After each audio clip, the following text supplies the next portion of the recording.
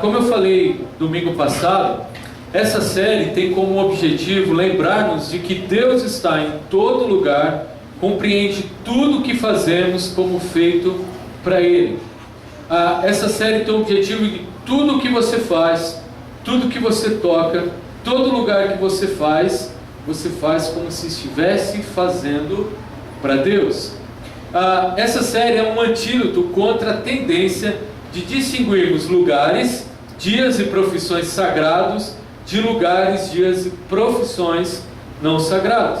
Um exemplo claro é que nós achamos que aqui é um lugar sagrado e a sua casa ou o seu trabalho ou onde você está não é um lugar sagrado. Nós estamos lutando contra isso e perceber que Deus está em todo lugar, porque Deus está presente na sua vida. E você é capaz de desfrutar a vida se relacionando com Deus em todas as áreas da sua vida. Então, através de verdades bíblicas, histórias bíblicas, nós vamos entender como nós podemos desfrutar a vida na presença de Deus. Domingo passado nós conversamos um pouco sobre relacionamentos, desfrutando a vida na presença de Deus em nossos relacionamentos. E percebemos que seja qual for o nosso relacionamento, a trabalho, relacionamento pessoal, relacionamento amigos, né? Seja qual for a sua rede de relacionamentos, sim, no relacionamento você desfruta da vida na presença de Deus. Nós aprendemos um pouco sobre isso. Mas agora nós vamos falar sobre negócios. É interessante que quando eu estava dividindo essa série, pensando quais as áreas da nossa vida que a gente pode desfrutar a vida na presença de Deus, eu quis escolher 4 áreas que realmente nós desfrutamos a vida, 4 áreas que nós nos alegramos em fazer, ou 4 áreas em que nós somos obrigados a fazer. O trabalho é uma dessas áreas. E é interessante que quando a gente olha para o trabalho, para os negócios, nós achamos que ele está completamente desconectado da espiritualidade cristã. Nós achamos que o trabalho, negócios, é algo longe daquilo que Deus realmente pensa para o ser humano. Pensando nisso, quando o assunto é negócio, quando o assunto é trabalho, existem pessoas que não conseguem perceber as implicações dos ensinamentos de Cristo em sua prática diária. Acham que Cristo não está no seu trabalho, ou que Deus e Cristo não têm mensagens para nós no trabalho, ou achamos que, deixa Deus lá para a igreja, deixa Deus no momento que eu estiver com a família, e deixa o meu trabalho comigo. A gente não consegue perceber algumas implicações dos ensinamentos de Cristo em nossa prática diária. Não só isso, existem algumas pessoas que não conseguem discernir as práticas típicas do seu negócio que desagradam profundamente a Deus. Às vezes nós estamos trabalhando numa área e nós olhamos para o nosso trabalho, ou quem deseja ainda trabalhar, ou quem está entrando para o trabalho, estudando para isso, nós olhamos para o nosso trabalho, para aquilo que nós queremos fazer, e isso às vezes nós estamos tão acostumados nisso, ou vivemos uma vida tão acostumada com o trabalho, nós falamos, não, mas nós não conseguimos enxergar algumas coisas que desagradam a Deus no nosso trabalho. Um exemplo que eu coloquei é porque existem algumas pessoas que não conseguem resistir às tentações de levar vantagem injustamente. Algumas coisas no trabalho nós fazemos qualquer coisa para que a gente consiga lucro. Nós fazemos qualquer coisa para que a nossa vida seja próspera, mesmo que seja de forma injusta. Às vezes nós não conseguimos parar, analisar e tentar mudar a situação. Nós estamos tão infiltrados no trabalho que às vezes nós não conseguimos perceber o quanto aquele trabalho faz mal, inclusive para nós. Imagina para a sociedade. Eu lembro que quando eu estava trabalhando na polícia, e eu trabalhava ali, fazia muitas coisas, antes de eu voltar para a igreja, antes de eu olhar para o que realmente Cristo queria para a minha vida, algumas práticas minhas eu achava que era correta. Eu achava que eu podia fazer qualquer coisa para prender um bandido, mesmo que isso fosse contra a lei. Hoje, analisando, eu percebo que muitas vezes eu levei vantagem injusta por achar que está fazendo bem, por querer fazer o bem. E é interessante que se tem um lugar que você consegue olhar para duas áreas completamente distintas, é na polícia. É interessante que quando você está trabalhando na polícia, a linha entre o bem e o mal é algo muito estreito. E você fazer a escolha certa para o bem também é muito difícil. Não estou falando que todo policial pratica o mal. Estou falando que é muito difícil você andar na linha do bem, por causa da estrutura, por causa do ambiente que você está e daquilo que você faz.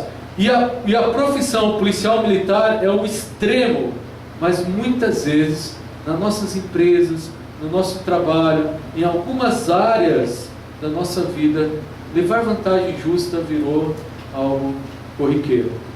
Porque na cultura do eu, na cultura da realização pessoal, o que importa é o lucro.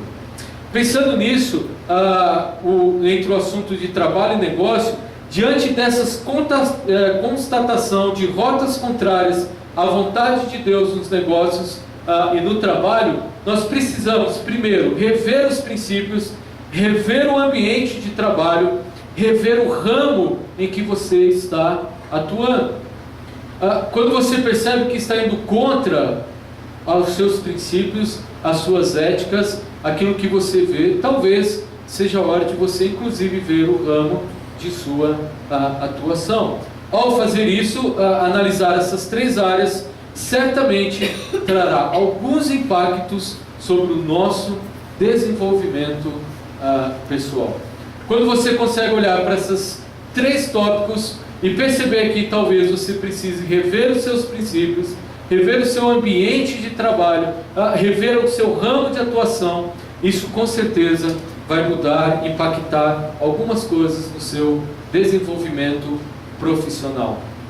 O problema é que quando a gente olha para o nosso trabalho, olha para a nossa vida e para aquilo que nós estamos trabalhando ou vamos escolher trabalhar, ou que já trabalhamos a vida inteira, seja qual for o ramo de trabalho, nós temos dois grandes equívocos. Nós temos dois equívocos enormes quando nós pensamos em negócios, quando nós pensamos em trabalho. O primeiro equívoco, que talvez você tenha ouvido muito na sua vida, é que o trabalho não é bom. Trabalho é algo ruim. Trabalho é algo maldito. Trabalho foi uma punição de Deus pela queda do homem. Trabalho é algo penoso, difícil e complicado de a gente lidar. Completamente desconectado de Deus. Da onde surgiu esse conceito de que trabalho é algo ruim? Vamos voltar um pouco na história e olhar o passado um pouco. Na cosmovisão grega, a mitologia grega, onde havia deuses que governavam a sociedade, é interessante porque quando você começa a ler algumas lendas, a cosmovisão grega do ser humano é que os deuses criaram os seres humanos, sabe para quê? Para trabalhar. Porque eles não queriam trabalhar. Eles não querem trabalhar. Eles querem que vamos criar um ser para que ele faça o trabalho. Dessa mesma forma, nós temos um grande herói grego que é Hércules, que ele foi criado para realizar alguns trabalhos. Então ele é um semideus. Ele foi criar alguns trabalhos que os deuses não queriam fazer. O ser humano então é criado para trabalhar, algo que os deuses não queriam. Na cosmovisão grega, a gente vem para o tempo medieval. Na religiosidade medieval, nós temos o conceito de a cosmovisão grega extremamente influenciando essa religiosidade medieval. Sabe por quê? O nobre e o clero não queria trabalhar, então ele faz com que o pobre trabalhe. Essa é uma visão interessante, porque o clero, ele governava, ele cuidava do rei. O rei só era rei se o clero aprovava. O rei só fazia alguns atos se falava com a religiosidade da época. Assim, a religiosidade medieval, o clero, né, os religiosos e principalmente os nobres somente desfrutavam daquilo que os pobres faziam.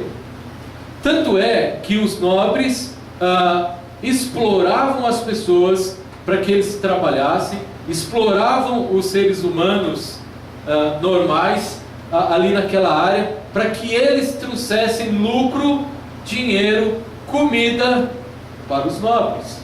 E o clero aproveitava dessa situação e ele ia do mesmo barco.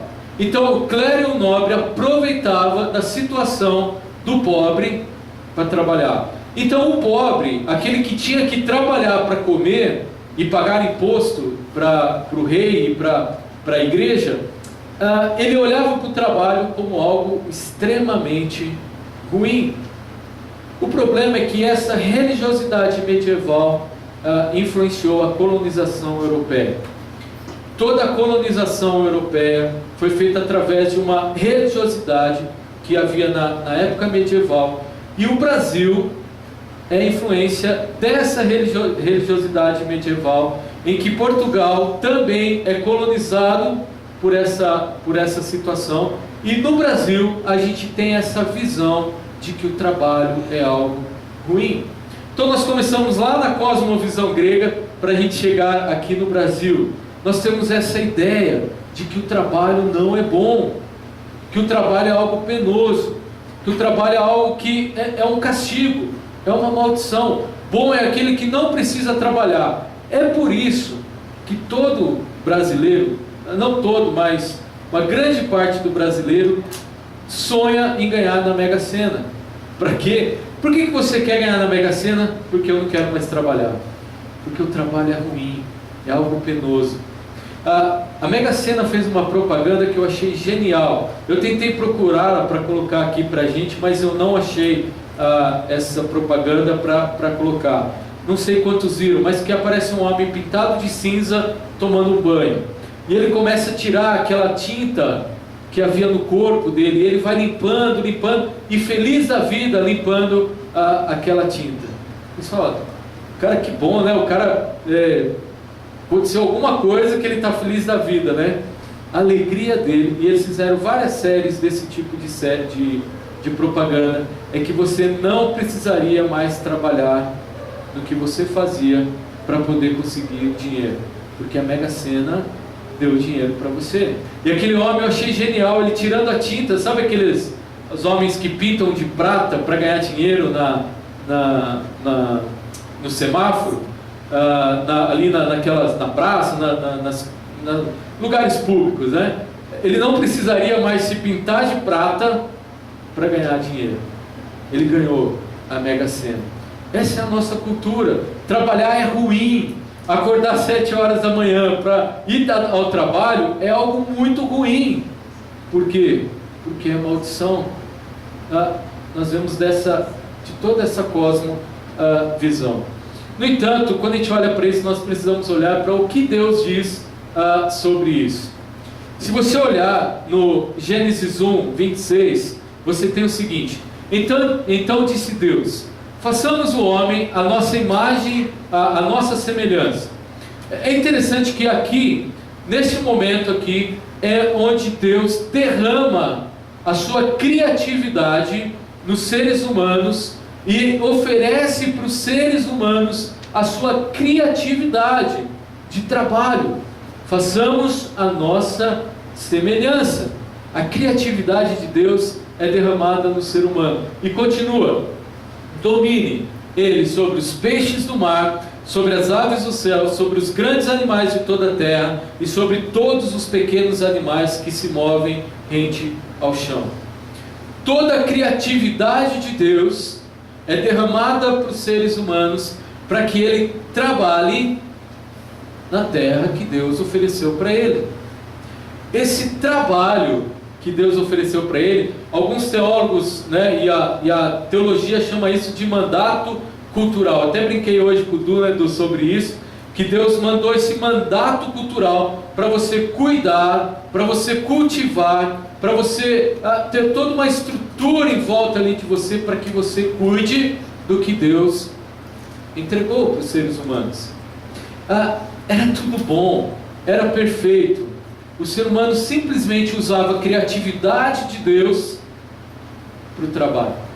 Acontece que quando você pega a sua Bíblia, seu tablet ou seu iPad, iPhone, seja o que for, quando você abre a sua Bíblia, em Gênesis 1, você tem essa história do homem recebendo o mandato de Deus, a criatividade de Deus. Só que isso está na primeira página.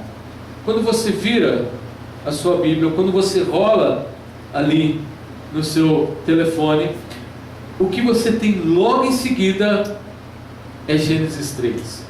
E aí tem um grande problema. Em Gênesis 3 é o momento histórico em que o homem cai. Em Gênesis 3 nós temos aquele momento histórico em que o homem se rebela contra Deus, em que o homem se afasta de Deus, em que o homem prefere a sua autossuficiência, o homem prefere a total independência de Deus e cai.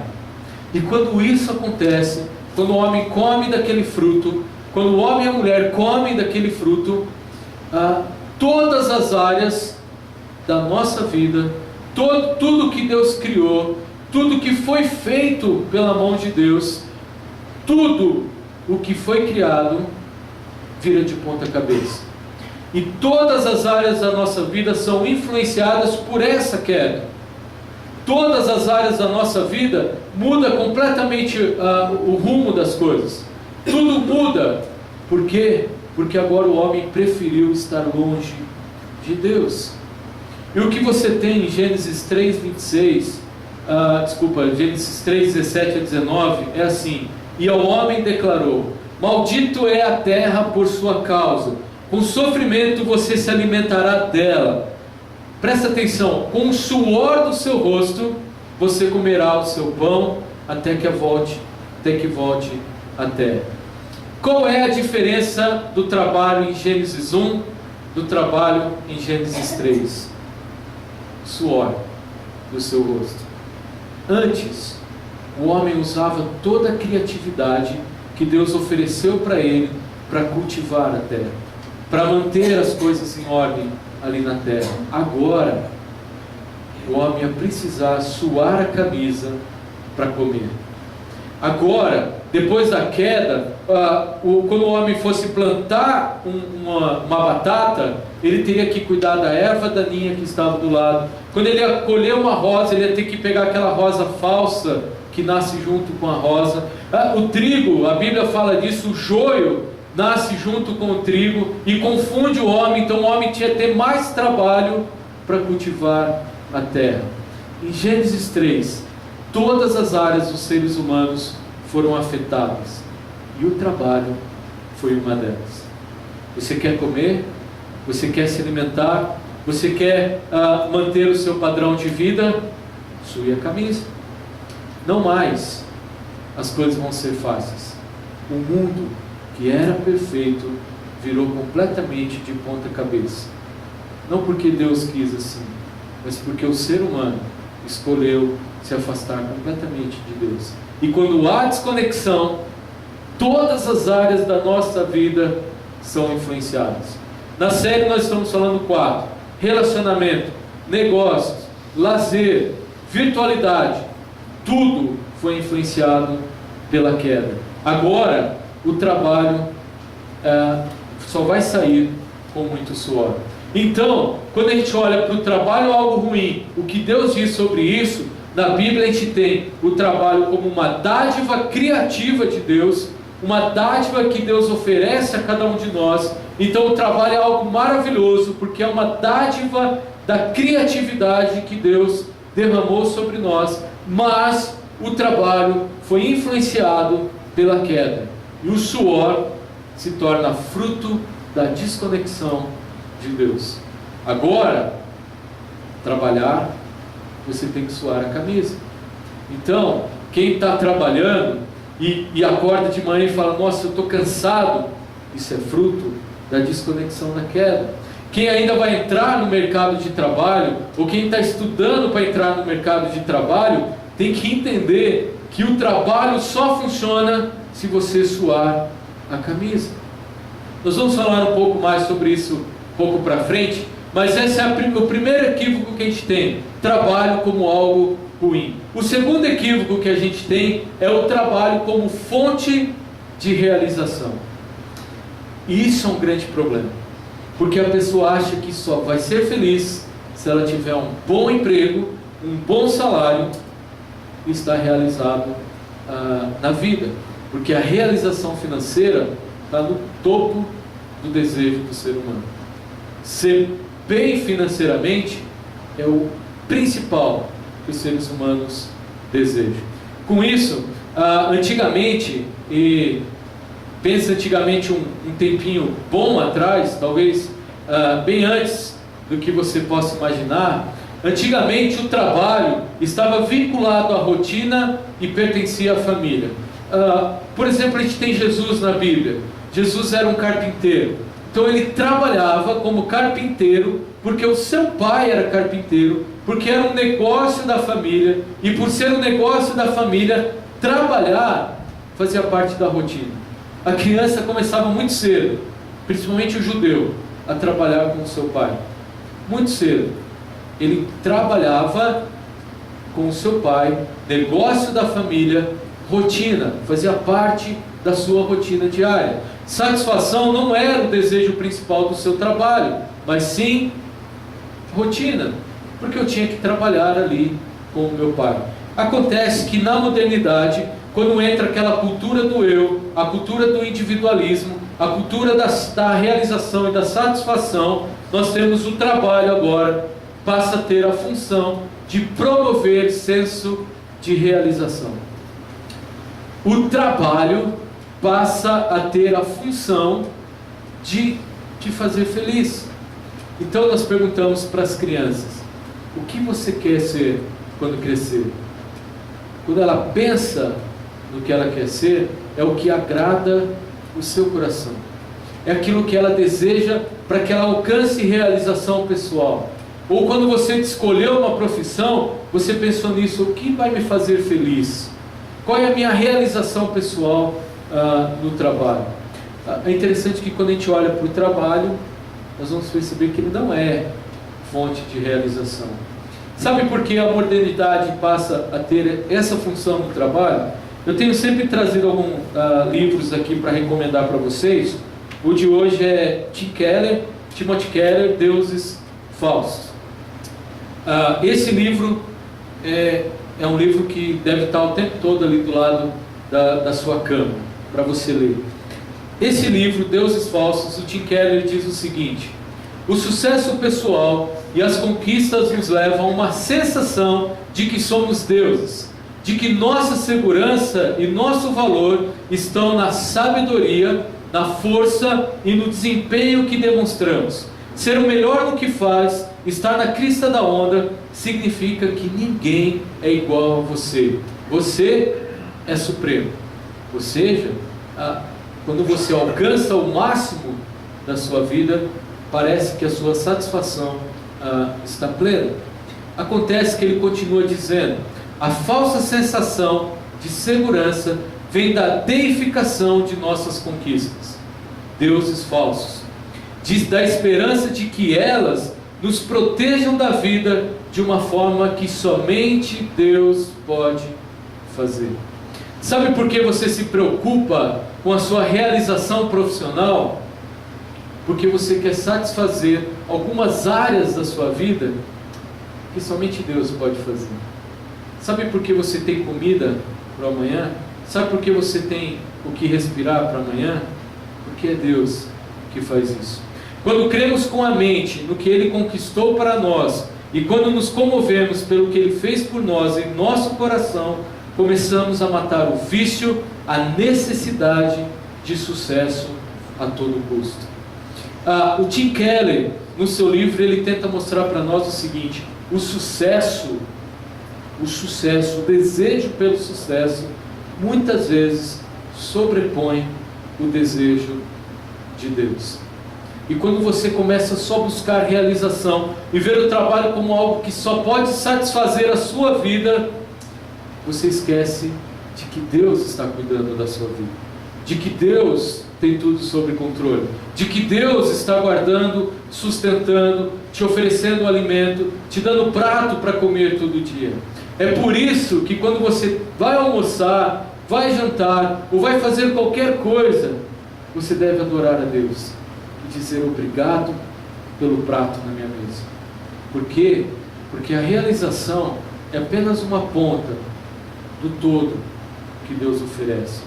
O que Deus diz sobre tudo isso, sobre o trabalho não ser uma fonte de realização, o Salmo 128:2 diz assim: você comerá do fruto do seu trabalho e será feliz e próspero.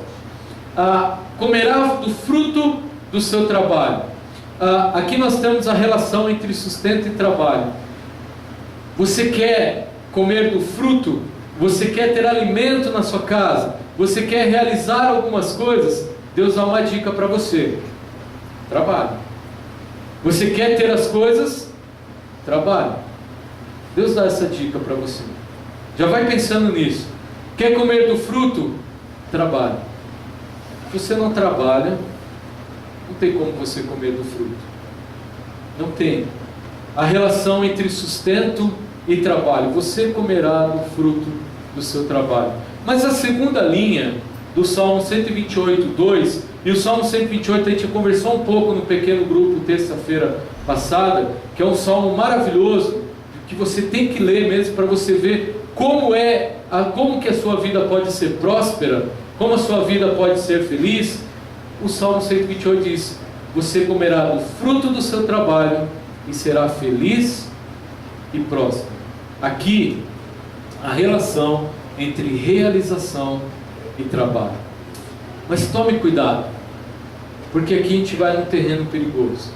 A relação entre realização e trabalho, mas nós estamos falando que o trabalho não é fonte de realização. Sabe por quê?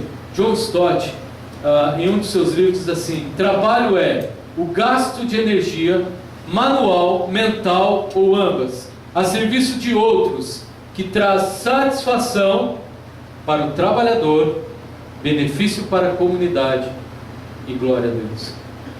O trabalho é tempo gasto, gasto de energia a serviço dos outros. Para quê? Para trazer satisfação para você, para a comunidade e para a glória de Deus. Só tem sentido o trabalho ser a minha realização se ele traz benefício para mim, se ele traz benefício para a comunidade, e se o trabalho é para a glória de Deus. Talvez seja a hora de você rever o seu conceito sobre trabalho. Será que o seu trabalho, ou aquilo que você vai escolher para trabalhar, ou aquilo que você trabalhou a vida inteira, é algo que trouxe benefício para você, para a comunidade, e é para a glória de Deus? Será que realmente nós olhamos para o trabalho dessa forma? O trabalho é para a glória de Deus. É no seu trabalho que você vai glorificar a Deus. É no seu trabalho que você vai estar contribuindo para uma sociedade melhor. É no seu trabalho que você vai estar contribuindo para a sua vida ser melhor. É através do trabalho. Será que você tem pensado assim? Então, a conclusão que nós chegamos é que trabalho é bom.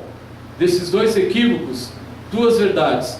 Trabalho é bom, especialmente quando é realizado para os outros, é servir aos outros e para a glória de Deus. E não só isso, quando contribui para a construção de nosso senso de realização.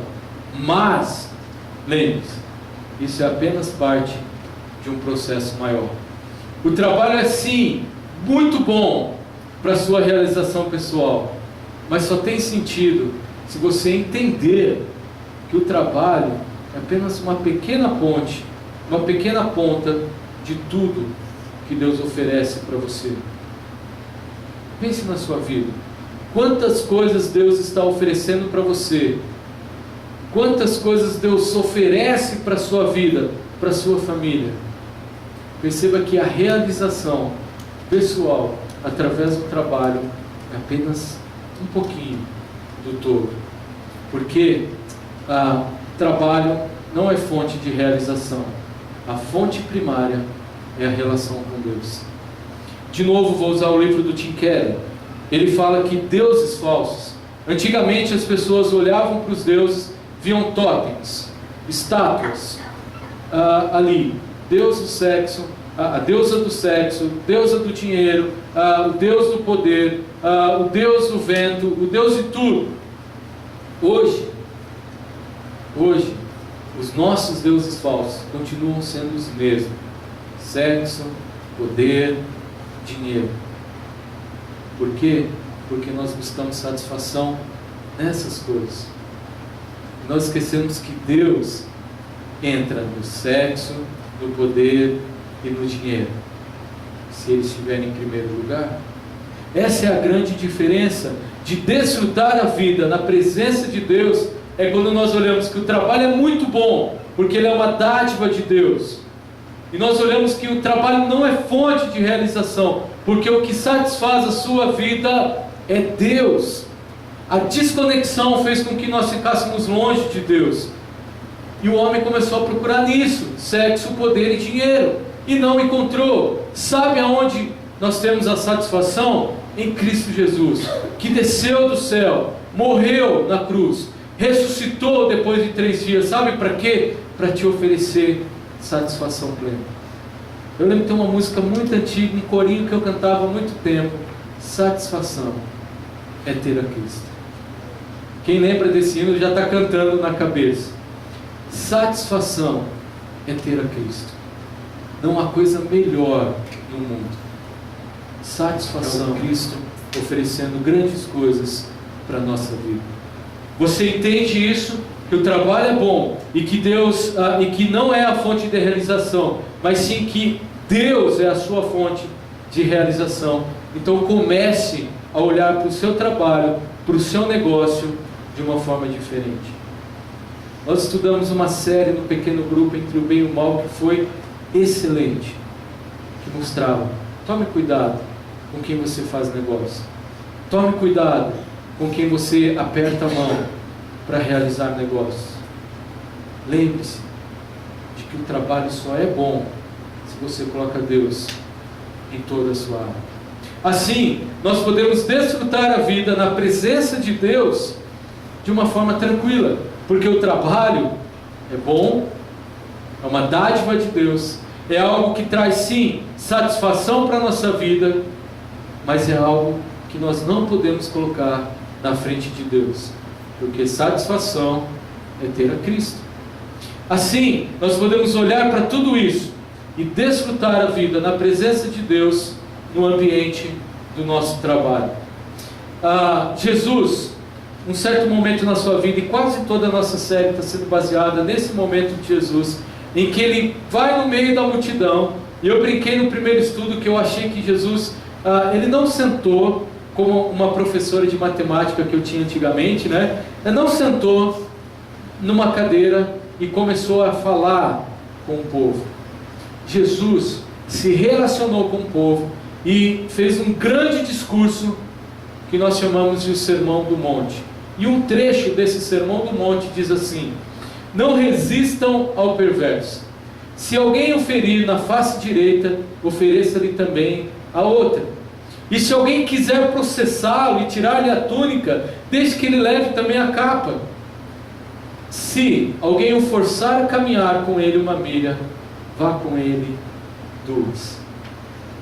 Neste momento, no Sermão do Monte, Jesus está nos ensinando a amar o próximo, ensinando a amar os inimigos. E como nós podemos desfrutar a vida na presença de Deus em nosso ambiente do trabalho, nós temos aqui a solução. Primeiro, mostre caráter. O texto fala assim: não resistam ao perverso. Numa outra versão, na mensagem, que é uma paráfrase do texto bíblico, fala que nesse texto, nesse momento de não resistir ao perverso, é para você não fazer vingança, não tentar bater com o mesmo tapa aquilo que você levou. E é interessante que eu tentei achar uma definição sobre caráter. Foi muito difícil. Eu achei a seguinte: uma pessoa conhecida como sem caráter ou mau caráter é corintiano. Brincadeira, né? Geralmente é qualificada como desonesta, pois não apresenta firmeza de princípios ou de moral. Por outro lado, uma pessoa de caráter é alguém com formação moral sólida e incontestável. Mostrar caráter é você ter uma formação moral sólida e que ninguém questiona a sua formação moral sólida. Mostrar caráter é mostrar de fato quem você é através da relação de Deus. Lembrando que nós somos caídos e só podemos mostrar um bom caráter quando nós olhamos para Deus. Mostre caráter, resista ao perverso. Não chegue ao perverso e bata nele. Mostre caráter. Mas além disso, Jesus fala: mostre humildade. O texto diz assim: se alguém o ferir na face direita, ofereça-lhe também a outra. Aí eu vejo Jesus assim fazendo uma piadinha, né? Como é que eu posso oferecer a minha face enquanto ele bate na outra? Como isso é possível? É difícil. Aqui nós podemos olhar para esse texto e, lógico, não vamos tomar um tapa e virar a cara e tomar outro tapa. O que Jesus está falando aqui é para você mostrar humildade. Mostre humildade. Chaplin, ele foi um cara que lutou por muito tempo contra a guerra, e ele tinha poemas em que ele falava contra tudo isso. E uma das coisas que Chaplin mais lutou foi contra a falta de humildade do homem e a sua dependência da máquina.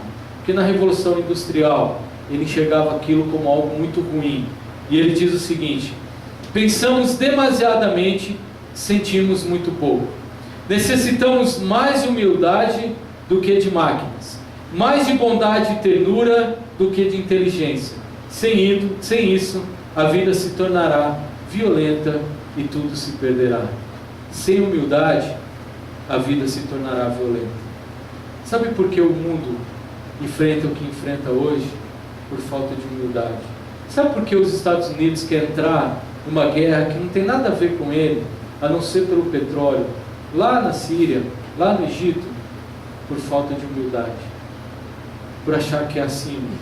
Sabe por que o Egito continua brigando? Por falta de humildade. Sabe por que o maior índice de criminalidade é no Brasil? Por falta de humildade. Porque as pessoas não conseguem enxergar. E no ambiente de trabalho, aí fica mais difícil. Se você procurar no YouTube briga no trabalho, você vai encontrar milhares e milhares de vídeos, alguns até fake, mas você vai encontrar milhares e milhares de vídeos de pessoas brigando no trabalho. Por quê? Por falta de humildade. Mas Jesus continua, e talvez esse seja a chave desse texto que Jesus coloca, que é: mostre desapego. O texto fala assim: se alguém quiser processar-lhe e tirar-lhe a túnica, deixe que ele leve também a capa. De novo, na versão A Mensagem, eu achei lindo o que ele coloca ali, que ele fala assim: se alguém te levar no tribunal por causa da sua camisa, embrulhe para presente o seu melhor casaco e entregue a ele. demonstre desapego. Quer desfrutar a vida na presença de Deus, no seu trabalho, perceba que tudo que você tem pode acabar um dia, mas Deus na sua vida jamais vai acabar. Se alguém quiser lhe processar, tirar-lhe a túnica, deixe que ele leve também a capa. Deixe que leve. Por quê? Porque aquilo é irrisório. Aquilo não é o mais importante da sua vida. Sabe o que é mais importante da sua vida? Deus. Rubem Alves diz assim: quem tem um pássaro pousado no dedo, sabe que a qualquer momento ele pode voar. Quem tem um pássaro pousado no dedo, sabe que ele vai voar. A não ser que você corte a asa, né? Mas ele voa, ele vai embora. Mostre desapego. Pare de valorizar aquilo que você tem e valorize o que você é. Pare de valorizar aquilo que você pode tanto conquistar com seu status, com seu dinheiro ou com sua vontade de ter dinheiro, e valorize aquilo que você é, aquilo que você pode ser. Pare de olhar para o que você tem e seja alguém, porque por trás de muita coisa, o seu caráter está no seu coração. Então pare de colocar máscaras e seja quem você é. Não só isso, para terminar, Jesus diz assim: mostre persistência. E a primeira vez que eu li esse texto, que diz assim: se alguém o forçar a caminhar com ele 1 milha, vá com ele 2. Eu fiquei assim um pouco em dúvida, o que Jesus está querendo dizer com isso? Se alguém te forçar a caminhar 1 milha, ande com ele 2. Sabe o que Jesus está demonstrando aqui? Seja servo. Sirva as pessoas. Porque se alguém te obrigar a caminhar 1 milha com ele, faça o seguinte: seja servo e caminhe mais 2. Mostre persistência. Mostre que você ama, apesar de ele ser seu inimigo. Mostre que você o ama, apesar da dificuldade de relacionamento. Mostre que você o ama, apesar de ele ser quem ele é. E ande 2 milhas com ele, não somente 1, ande 2. Você já pensou em orar pelo seu chefe? Você já pensou em orar por aquele que traz o sustento na sua casa? Você já pensou em orar pelo seu líder espiritual? Você já pensou em orar por aquelas pessoas que estão ao teu lado, que estão precisando de você? Se alguém te obrigar a andar 1 milha, ande 2. Mostre persistência. Sabe por quê? Porque é Deus que está do teu lado. Mostre que você é servo. Mostre que você está nessa terra para servir, não para ser servido. Faça o que Jesus fez. Lave os pés daquelas pessoas que precisam. Mostre que o seu caráter não está no que você tem, não está no que você conquistou, não está no que você é habilidoso, mas sim naquilo que Cristo pode fazer na sua vida. É isso que Jesus fala aqui. Ande 2, não ande só 1. Na Bíblia, a gente tem a história de um homem chamado Josué. E ele estava num grande momento da sua vida. Era o momento em que ele se tornou o chefe de uma nação, o grande líder do povo hebreu. Quando ele se tornou o grande líder, o seu emprego, ele conseguiu a melhor promoção. Ele estava no lugar de Moisés. Moisés morreu. Moisés era o grande líder do povo. Ele estava no lugar de Moisés. Quando ele conseguiu o seu mais alto emprego, ele teve medo. Por quê? Porque as pessoas o estavam obrigando a caminhar 1 milha. Porque as pessoas estavam obrigando a fazer coisas que ele morria de medo de fazer. Só que o texto de Josué diz assim: não fui eu que lhe ordenei?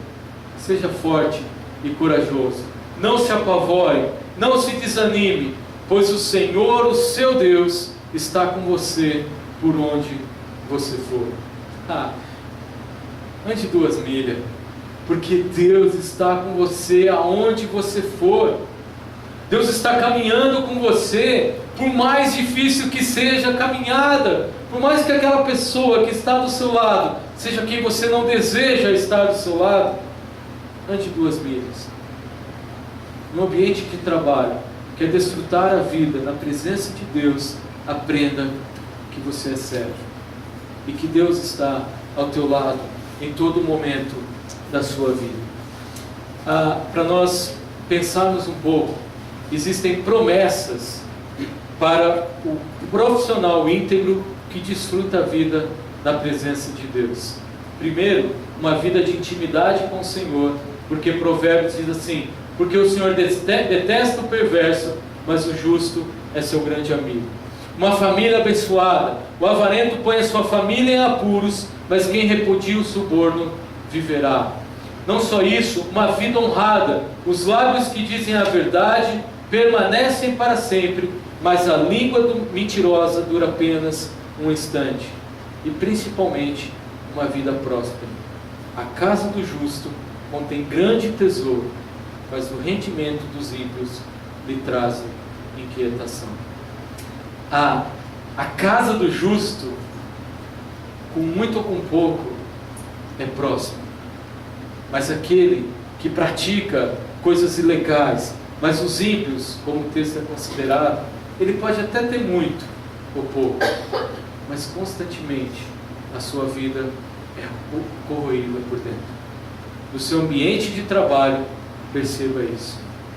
Quer seja um profissional íntegro, seja alguém que realmente mostre caráter, seja alguém que não está preocupado com o que você tem, mas o que você é em toda a sua vida. Para nós refletirmos e praticarmos. Primeiro, como você tem agido em seu ambiente de trabalho? Gente, seja qual for o seu ambiente de trabalho. A Aline brincou comigo: então não é para mim esse estudo porque eu não trabalho. Não, coitada, trabalha até demais em casa. Seja qual for o seu ambiente de trabalho, ou o seu desejo por um trabalho, como você tem agido? Como você tem agido no ambiente? Não só isso, como você tem desfrutado a vida em seu trabalho e negócios na presença de Deus? Você tem colocado Deus em primeiro lugar? Você tem colocado tudo isso que a gente falou aqui em primeiro lugar, no lugar de Deus? Será que é isso? Você tem feito isso? Se não, se há algo que precisa mudar, coloque a sua vida diante de Deus e pense. Mostre de fato o que tem no seu coração, a mudança que Cristo Jesus fez na sua vida. Não importa onde você trabalha, não importa o quanto você ganha, importa o que você faz no teu trabalho e o que você faz com o que você ganha. Será que você tem honrado a Deus com o seu trabalho? Será que você tem glorificado a Deus com o seu ambiente de trabalho? Será que você tem demonstrado realmente tudo aquilo que Jesus ensinou para nós no nosso ambiente de trabalho? Se não, eu tenho uma boa notícia para te dar. Cristo morreu na cruz para te fazer cada vez mais parecido com Ele, para ser cada vez mais aceito por Deus. Então, derrame a sua vida diante de Deus, porque você pode ter tudo, mas sem Deus será como folha no vento. Quero chamar o grupo aqui à frente. Nós vamos cantar uma música, talvez você conheça essa música, que diz exatamente isso. Você pode ter a casa repleta de amigos, paredes e pisos cobertos de bens, ter um carro do último tipo e andar conforme der na cabeça. Ou você pode até ser um cara que vive apertado, até mesmo dentro de uma lotação, curtindo assim mesmo no fim de semana ao andar conforme der na cabeça. Mas lembre-se, você sempre será como uma folha no vento, esperando o momento de cair. Você pode ter tudo aquilo que sonhar, mas a verdadeira paz só está com quem tem Cristo Jesus. Vamos cantar essa música. Enquanto, se você conhece, cante conosco. Se você não conhece, vamos juntos cantar essa música e dizer para Deus: eu quero a satisfação em Cristo Jesus no meu ambiente de trabalho. E pense como você tem honrado a Deus, como você tem glorificado a Deus no seu trabalho. Vamos cantar juntos. Você pode ter a casa repleta de amigos, paredes e pisos cobertos de bens, ter um carro do último tipo e andar com Job na cabeça.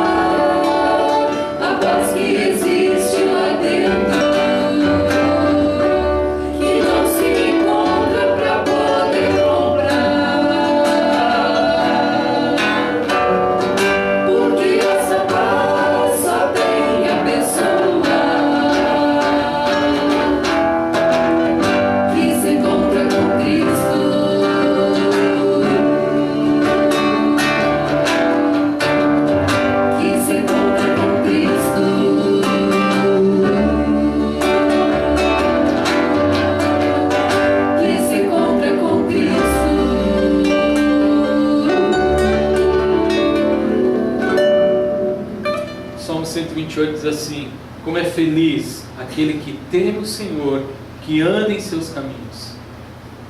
Aí sim, você vai comer do fruto do seu trabalho e será feliz e próspero. Como é feliz aquele que teme o Senhor. Como é feliz aquele que se encontra com Cristo e percebe que a satisfação é Cristo Jesus.